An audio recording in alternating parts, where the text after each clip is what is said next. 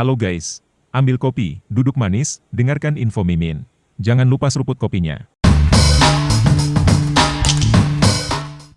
Terlepas dari usia bumi dan bencana alam, ada beberapa teori yang berkembang mengenai kepunahan manusia.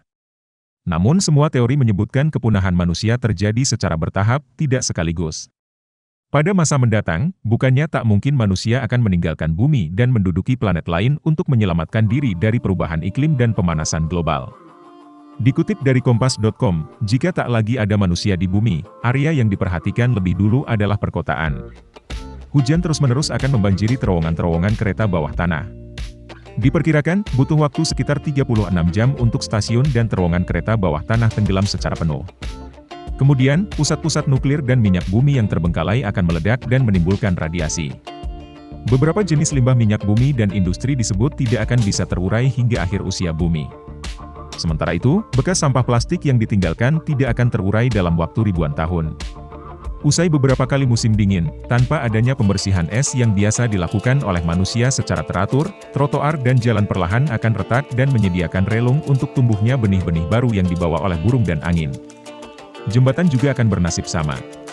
Tumbuhan liar akan merambati pondasinya dan dalam waktu beberapa ratus tahun, jembatan akan tertutup sepenuhnya oleh beberapa tumbuhan liar. Para ilmuwan memperkirakan jalanan akan berubah menjadi padang rumput kecil, dan hutan akan tumbuh dalam waktu 500 tahun. Dengan semua habitat baru tersebut, alam akan mengambil alih perkotaan yang dulu disebut sebagai konkrit jungle menjadi padang rumput, semak belukar, dan pepohonan yang lebat. Setiap musim gugur, daun dan ranting akan berguguran, menjadi makanan sempurna untuk kebakaran yang dipacu oleh ganasnya petir. Bangunan itu sendiri akan mengalami kerusakan berat akibat erosi dan kebakaran. Pondasi yang pertama kali roboh adalah kaca, kemudian struktur logam akan mulai berkarat. Berikutnya kebangkitan fauna. Berangkat dari perubahan vegetasi perkotaan, populasi serangga akan meningkat drastis. Para ilmuwan menyebutkan bahwa inilah awal dari kebangkitan fauna apabila manusia punah suatu hari nanti. Begitu populasi serangga memulih, tanaman akan berkembang dengan lebih baik. Tumbuhan, tanah, saluran air dan lautan akan pulih bebas dari bahan kimia yang mencemari ekosistem saat ini. Hal itu kemudian mendorong lebih banyak satwa liar untuk pindah dan menetap di suatu tempat. Transisi ini juga akan memicu peningkatan keanekaragaman hayati dalam skala global.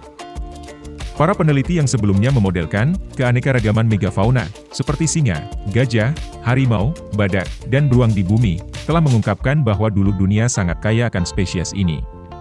Namun hal itu berubah ketika manusia mulai invasi ke berbagai wilayah bumi, berburu dan menyerang habitat mereka.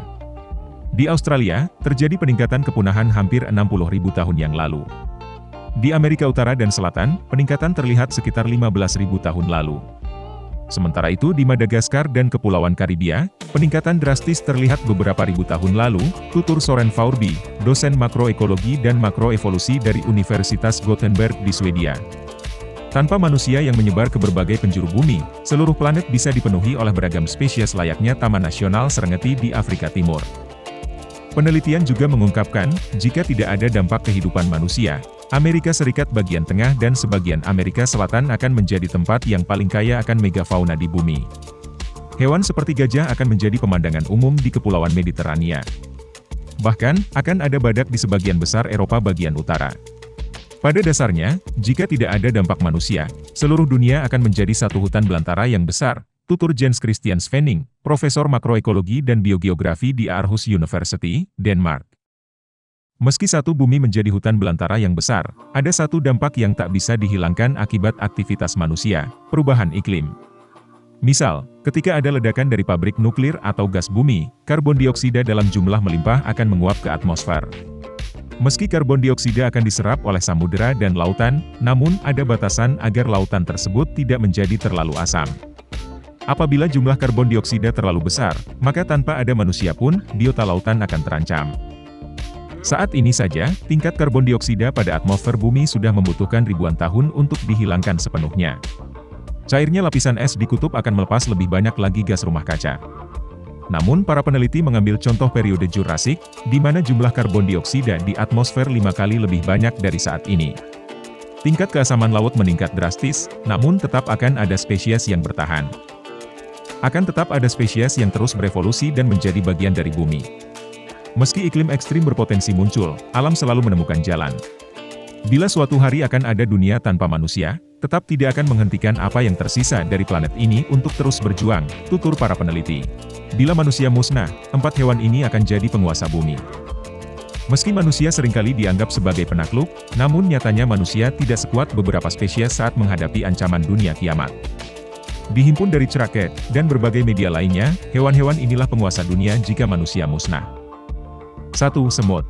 Bila ada spesies yang mampu bertahan hidup saat kiamat terjadi, semut jawabannya. Hewan yang satu ini telah ada sejak 110–130 juta tahun yang lalu. Dan itu sudah terbukti, semut adalah salah satu spesies yang selamat saat ada bencana dunia, yang membuat dinosaurus punah. Semut memiliki tingkat sosial seperti manusia.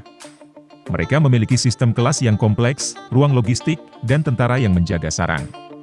Secara individu, semut memang sangat lemah. Tapi kekuatan mereka terletak pada kesatuan mereka. Bila semut dari seluruh negara dan bahkan benua bersatu, kamu tidak akan membayangkan apa yang akan terjadi. Mereka berbagi sinyal kimia yang sama yang berarti memungkinkan mereka untuk berkomunikasi satu sama lain sebagai sekutu. 2. Burung bangkai. Bukan tanpa alasan burung yang satu ini dikategorikan hewan yang akan selamat saat semua makhluk sekarat. Saat hewan-hewan mati, membusuk, dan membuat jijik hewan lain, burung bangkai dengan santainya akan mematuk daging busuk tersebut.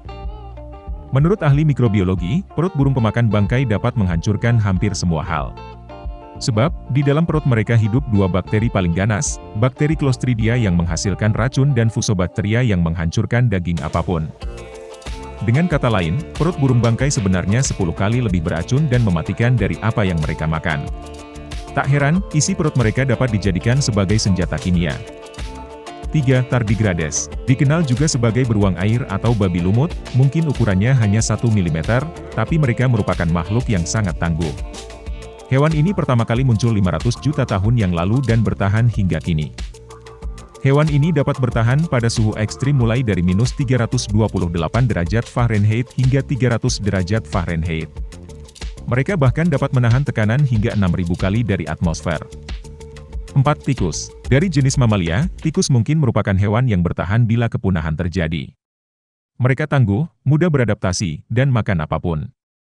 Jan Zalasiewicz, paleobiologis dan penulis The Earth After Us, mengatakan kalau tikus akan mengambil kendali bumi saat hewan mamalia lainnya punah.